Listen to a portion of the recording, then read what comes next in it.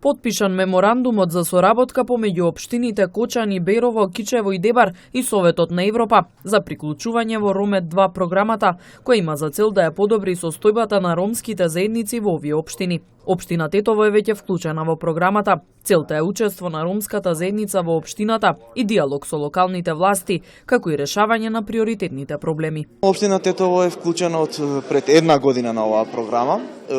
Што се случи, значи со вклучувањето на оваа програма, иако претходно општина Тетово доста помагаше во делот на локални проблеми, меѓутоа сега малку поорганизирано.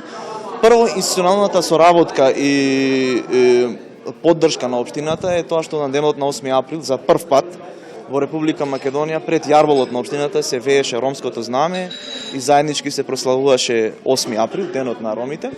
Второ, во историјата исто така имаме сега вработен ром во секторот за јавни дејности, тоа го направи и во иднина планираме да направиме дополнителни инфраструктурни проекти кои што општината Тетово зема обликација да ги решава, така да во 29 ноември населба така наречена Красничи се планира да се изведе и таму некоја инфраструктурна активност.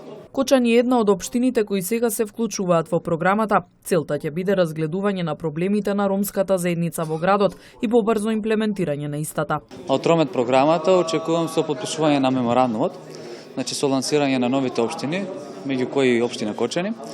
Очекуваме подобрување на состојбата на ромите.